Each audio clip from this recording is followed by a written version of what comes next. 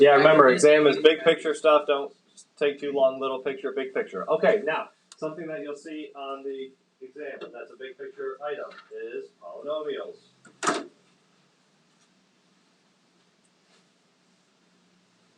And you'll have to be able to, like on the first page, add and subtract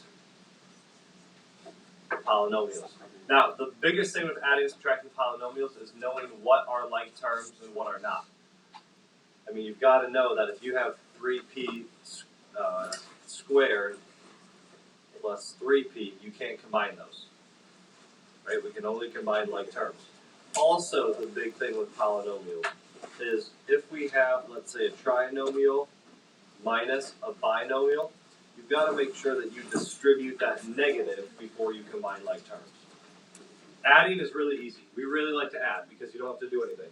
But subtracting, we have to distribute first. We also are going to have to know terms like monomial, binomial, and trinomial.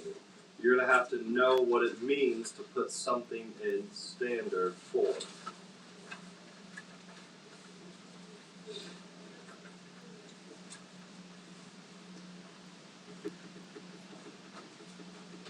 Questions on anything so far?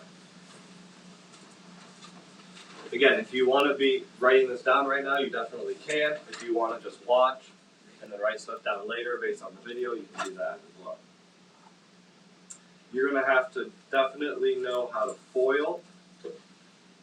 I hope you know that by now.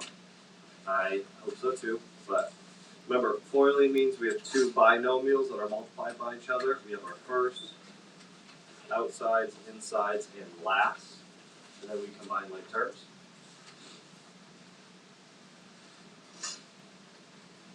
You also, we talked about this a lot, are going to have to make sure you know how to factor. What are our two different types of factoring?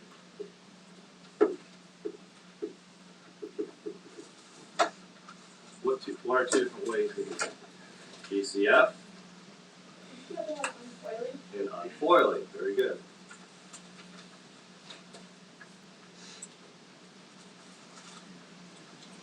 Unfoiling.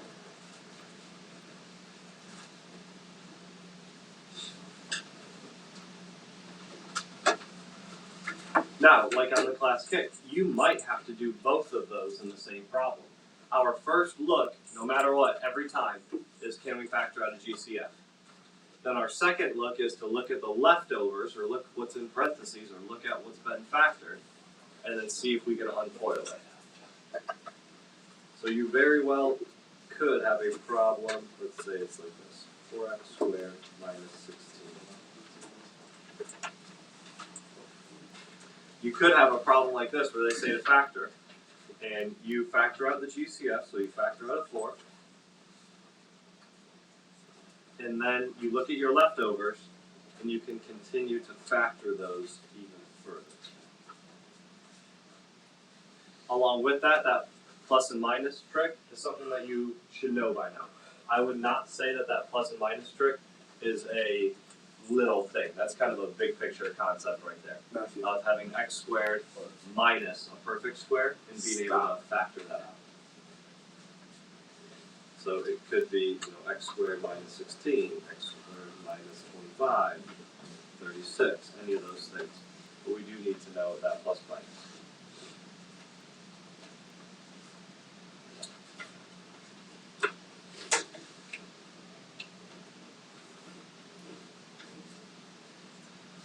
We also need to be prepared to solve when we have a square root involved.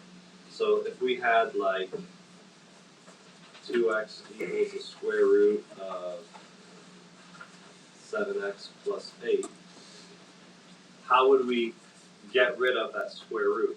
Square both sides. We have to square both sides. Now, the most common mistake that I saw was when we squared both sides, a lot of people squared it and wrote it like this. What is wrong with what I just did? With how I squared the left side. What is wrong with that? It'd be, several people are saying and whispering the same thing. You've got to give the square to both the x and the 2. So both of these things would be squared, and you would have 4x squared equals 7x plus 8.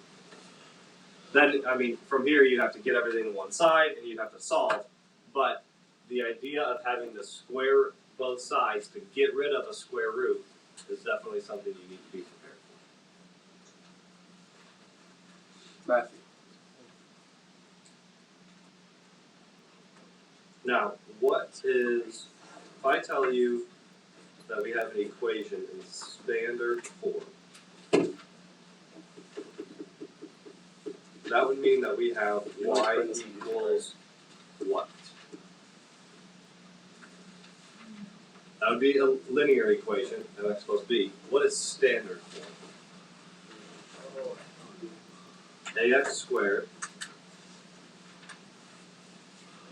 plus bx plus c. Now, you tell me, what things did we do with an equation in standard form? What are a couple of different things that came up with these quadratics that were in this form?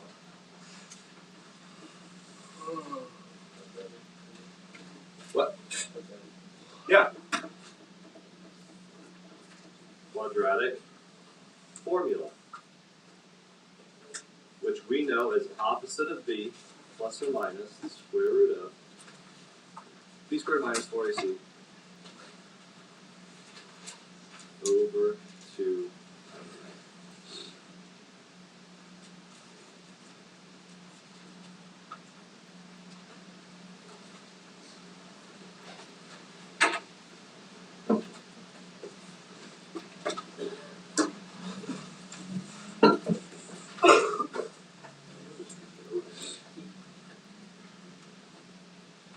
Now, what does the quadratic formula tell us? Let's focus on this for a couple minutes. What does this tell us?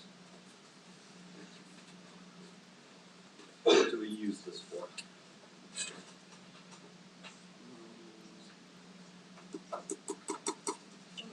I forgot.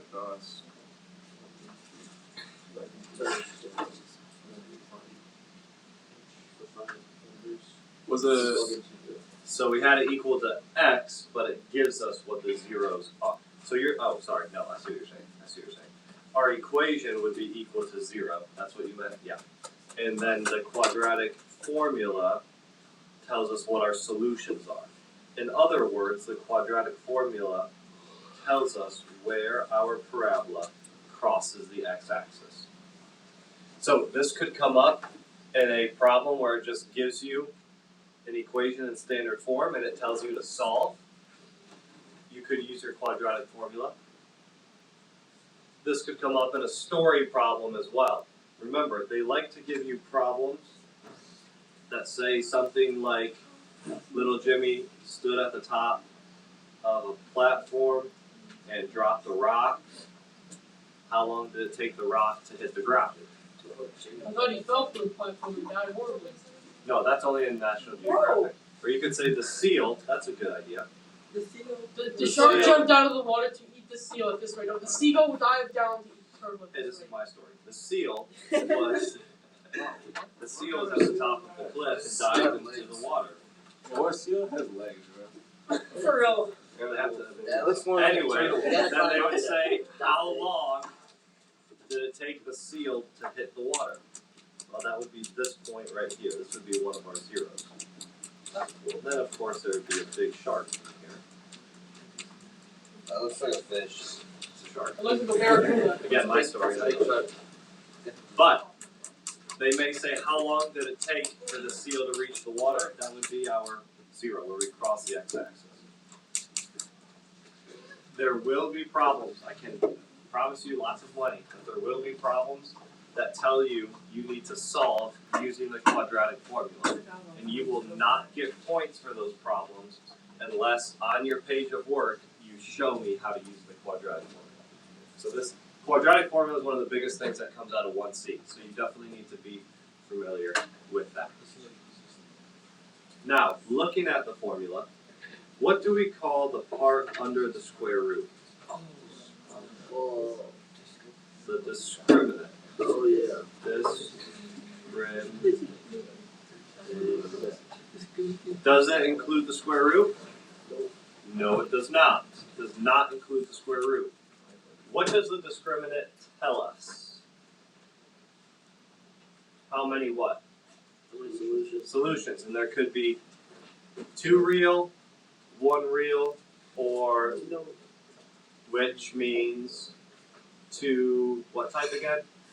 Oh, imaginary. Imaginary solution. So if we get a negative number under our square root, you would say something like no real solutions, or you could say 2 imaginary solutions. It'd be the same idea. But the discriminant tells us how many solutions we have. Now, if they don't tell you to use the quadratic formula, how could you find the solutions to the equation? You could FOIL. You could graph. You could complete the square. I wouldn't recommend it, but you could. What else could you do? FOIL, graph. There's a lot of them. Complete the square. That might be all of them. Now, the last part that will come out of the quadratic formula and the graphing stuff, well, second to last part, will be finding the vertex. So you do need to know how to find the vertex. And what is the easiest way to find the vertex besides using Snapchat? What? Yeah, graph it, and then we hit second, trace, and then remember when we talked about minimum and maximum? If it's at the bottom, if the vertex is at the bottom of your parabola, then we have a minimum. If it's at the top of your parabola, then we have a maximum. So you use a different program depending on what, where the vertex is. Yes? If we have questions about the calculator, you're gonna let us ask you about them? I will get you to, good question. I will help you if your window is off. If you have a hard time figuring out your window, I'll help you there. If you can't remember how to get to those 5 programs we used, I will help you there as well. Okay. But I will not help you decide which one to use or show you how to use the program. Does that make sense? So I'm not going to reteach you left bound, right bound guess. You need to know that. But if you can't find how to get to those 5 programs, then I'll show you that.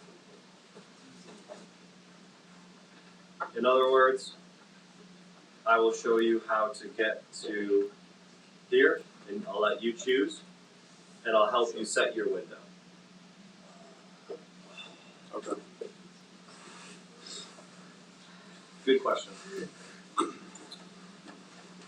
Let's see, did I miss anything there?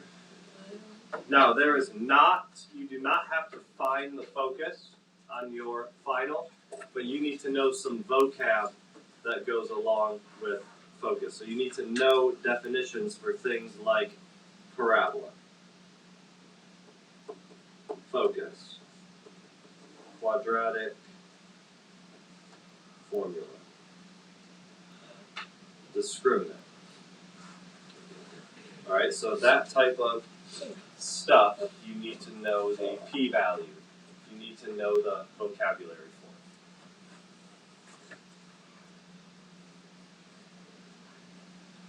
it.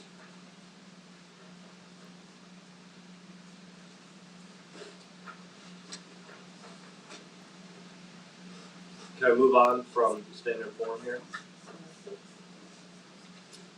Okay. Now, let's talk about quickly vertex form.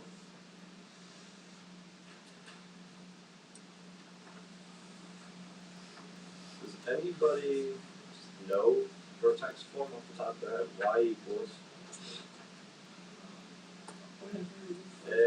AX minus what? Not 1, not R, not X2, 1, not B, it's not a number, it's a letter. C, T. K is out here. H. Oh, yeah. Oh, yeah, we do that, yeah. Yeah, we totally did. Yeah, we were, yeah, right after 12:6, We're just yes. messing around, you know. Yeah, gotcha. Yeah. So this is vertex form. Remember, we really like vertex form because vertex form tells us where our vertex is. This is where we started. X always lies and Y tells the truth. Because in here is lying to you. If it says plus 7, it actually means to the left 7. Out here moves us up and down, so that's our Y. So you will need to be able to look at something in vertex form and be able to tell me where the vertex is.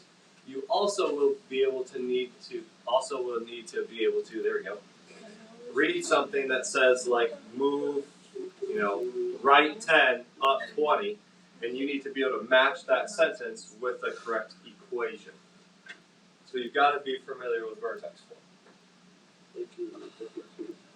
The other thing you need to be able to do is go from vertex form to standard form. Now, how would you do that? They give you an equation in vertex form. How would you write that in standard form?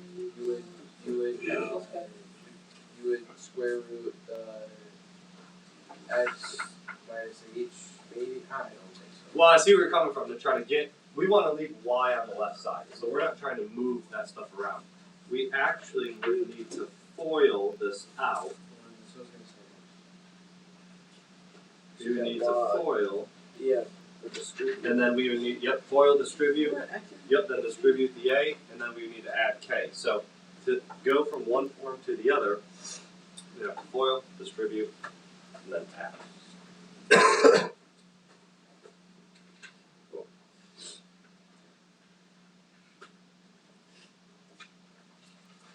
How many questions are going to be on the exam?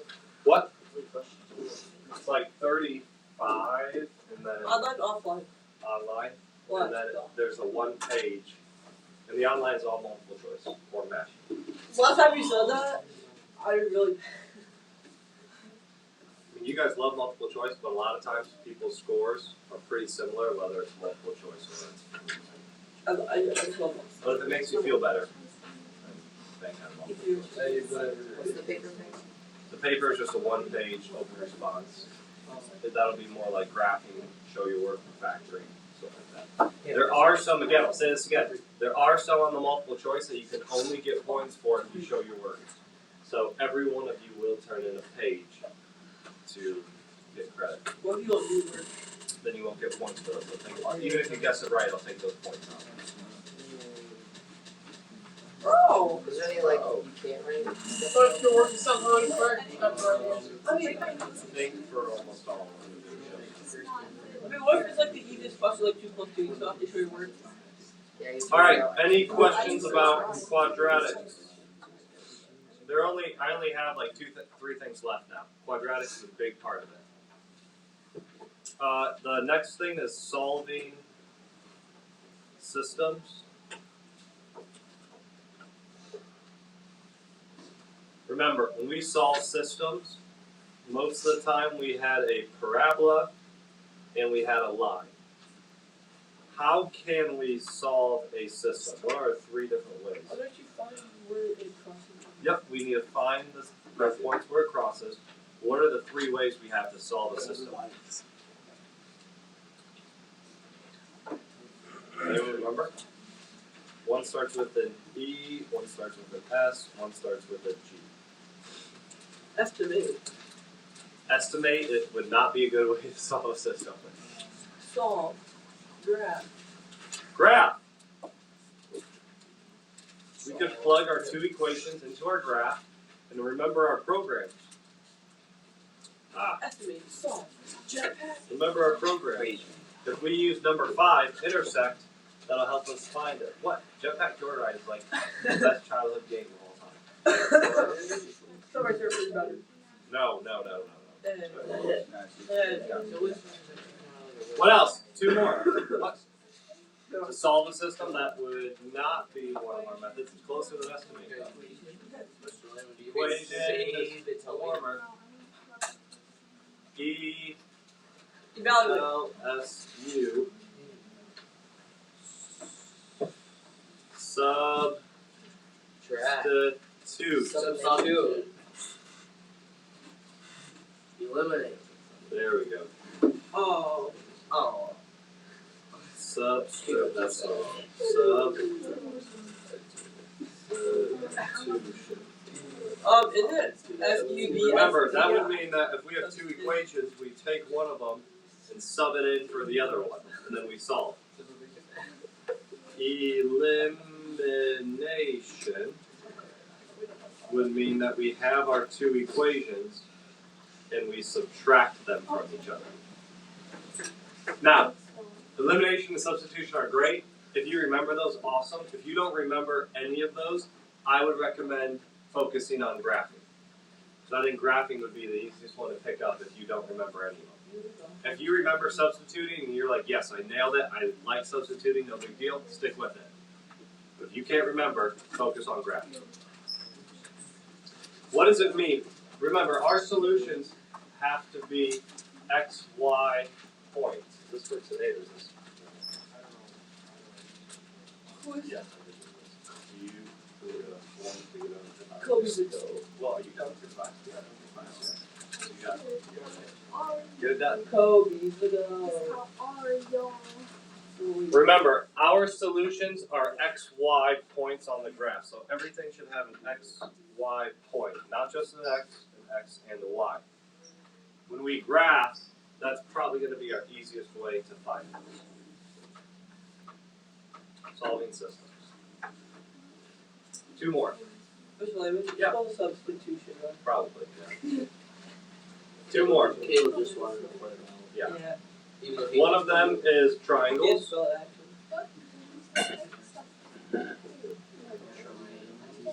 Remember, a squared plus b squared equals c squared. What are the two ways that we use the Pythagorean theorem?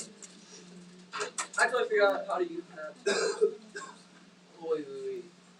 Yeah. Equals c squared.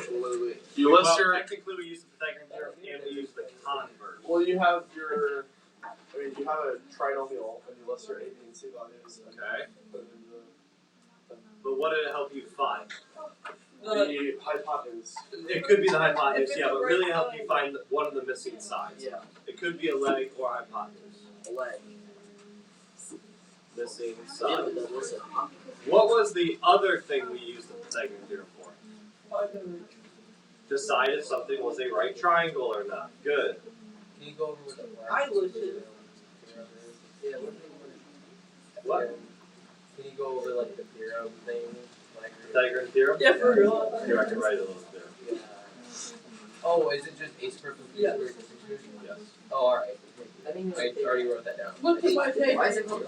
The guy's name. So if you take you're trying to find C, the hypotenuse, and you take a squared plus b squared. You have Add them to together. square that. Yeah, probably if you have to square that again or not. Now you have to square root both sides and solve it. Okay. Now, remember, how do we know if something is a right triangle? If it gives us a triangle with its sides, how do we know if it's right or not? Yeah, it's like got a 90 degree angle and it's got 9 Okay, but how do we know if they don't tell us, if it doesn't give us the little mark? If a squared plus b squared gives out the same number As c squared, yeah. If we plug everything in at both sides of the equation, our c is good. Last thing, you need to know how to rationalize the denominator. Meaning, if you had something like the square root of 16 over 15, you would need to know how to simplify that. 4 over 3.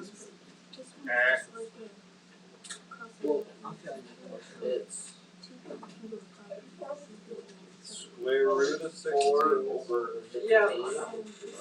I'm feeling this one because I'm 4 over square root of 15. Now, do we like denominators in the? Do we like square roots in the denominator? No, so we have to multiply it by square root of 15 over square root of 15. Good. Okay, looks like Bro! he's stressed over there. So that would be your final answer. No, I'm feeling that portion of the. Right. You could simplify the square root or. Wait, we're allowed to use I it? don't don't doubt it. You Yeah. Oh. I'm passing. Hey, jellyfish. Jellyfish. Just floating along. It's gonna be. Scroll up to the I can't. Come on. Wait, no, can you go back down just for a second? Just for a second. Bro, this is gonna be on YouTube. Hey, hit the sub, otherwise you can't watch it. Any other questions before I end our recording? Hit the sub. I'm passing it. Oh yeah, can we go over to the vocabulary? I totally forgot. You will get to find the vocabulary. What? Fine.